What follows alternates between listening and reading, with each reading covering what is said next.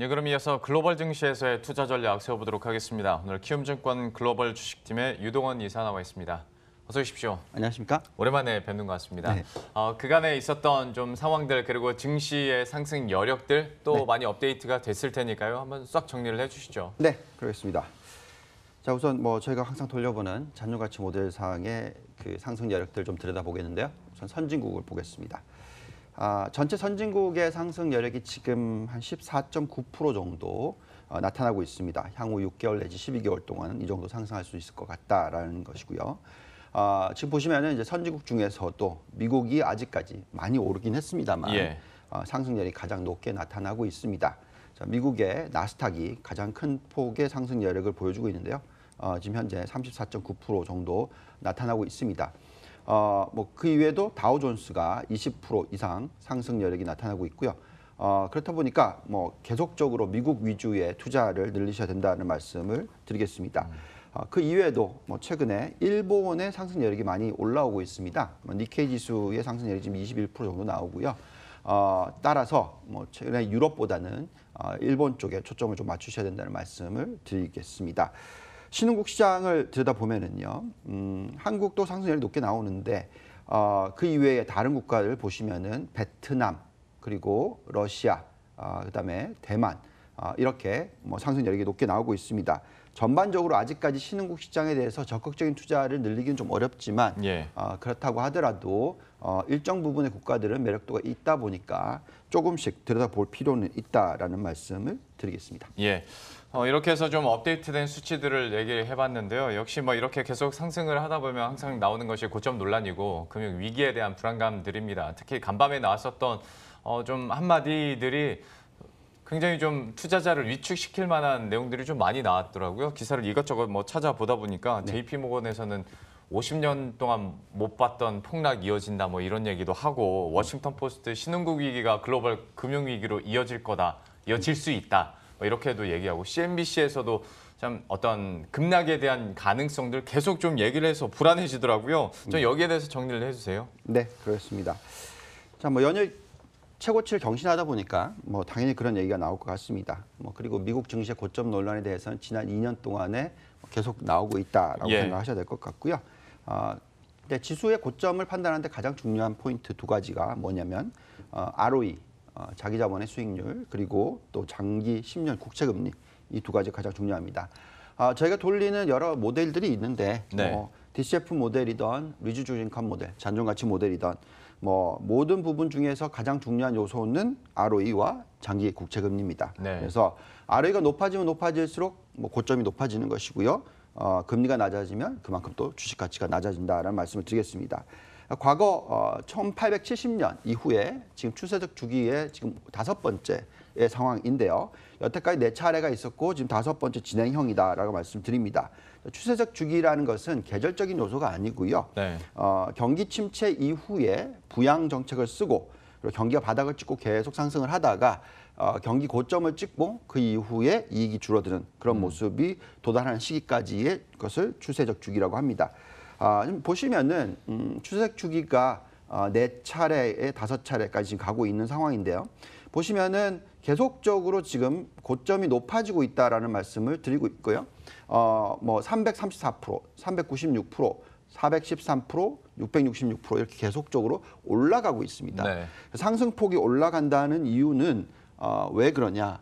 아까도 말씀드렸지만 ROE가 높아지고 있고 또 장기 국채 금리가 낮아지고 있다는 것이죠. 근데 지금 중요한 포인트는 뭐냐면 320%밖에 안 올랐다라는 것이 중요할 것 같습니다. 그렇기 때문에 전번 사이클이 666% 올랐는데 320%만 오르고 끝날 것 같지는 않다라고 생각이 들고요.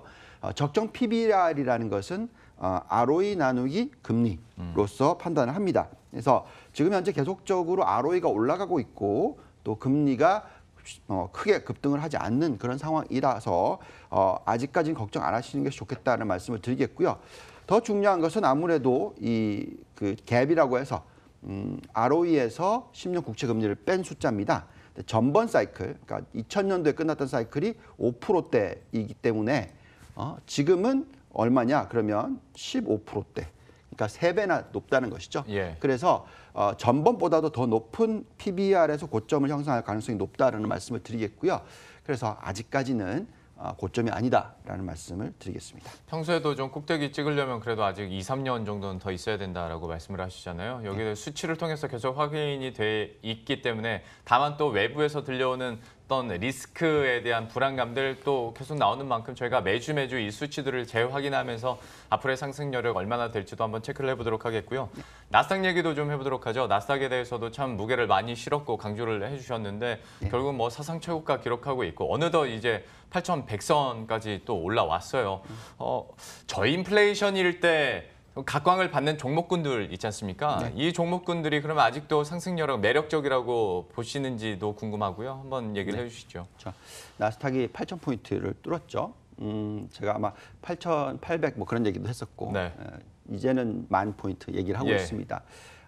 어저께 그 대표 이 펀드 매니저 한 분이랑 얘기를 하다가 네. 윗선에서 나스닥을 연초에 못 사겠다. 너무 비싸서. 너무 비싸서. 예, 그래서 너무나 안타깝다. 예. 네, 그래서 이제 중국을 들여다봐야 되는 게 아니냐 뭐 이런 얘기도 했었습니다. 네. 근데 거기에 대한 답변은 아직 나스닥 던지면 안 된다. 근데 살 수가 없으니 어떻게 해야 되냐 뭐 그런 의논을 좀 했었는데요. 결국은 저희가 지금 계속 얘기하고 있는 이 저인플레이션 MP라고 합니다.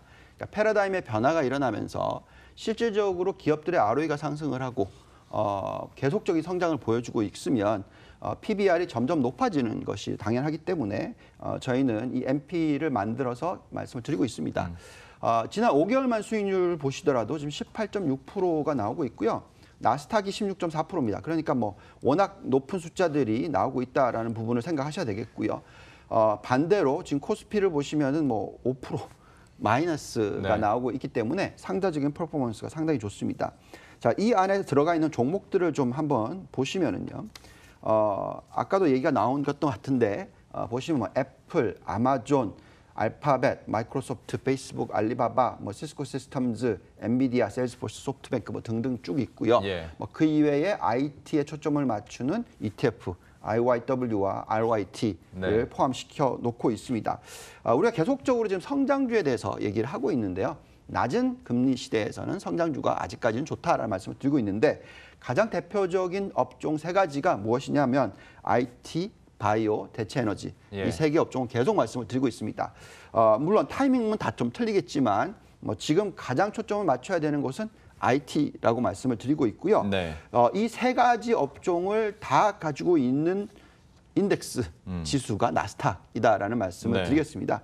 그렇다 보니까 제가 나스닥 지수의 잔존가치 모델을 돌려보는데요. 아까도 처음에 시작하면서 말씀을 드렸지만 34.9%의 상승률이 아직도 나옵니다. 저게 나스닥 지수 수치가 맞는 거죠? 네, 그래서 적정 가치가 10,000포인트를 넘어간다, 예. 11,000포인트 정도 나온다라는 말씀을 드리겠고요.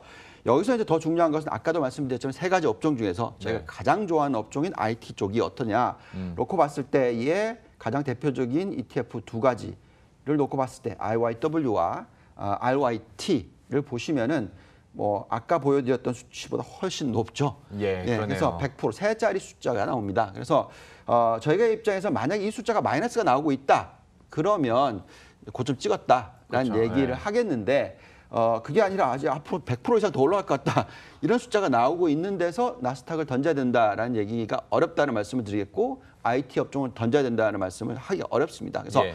계속 보여드리고 있는 이 MP, 저인플레이션 MP는 지금도 늦지 않았으니까 투자가 이루어져야 된다는 생각을 가지고 있습니다. 혹시나 저것과 관련해서 나중에 어떤 상승 추세나 여력을 계산했을 때 향후 강도가 조금씩 줄어든다면 그때도 한번 좀 짚어주십시오. 그럼요. 예, 그러면 우리가 대응을 하는데 좀 더 좀 용이하지 않을까 싶고요.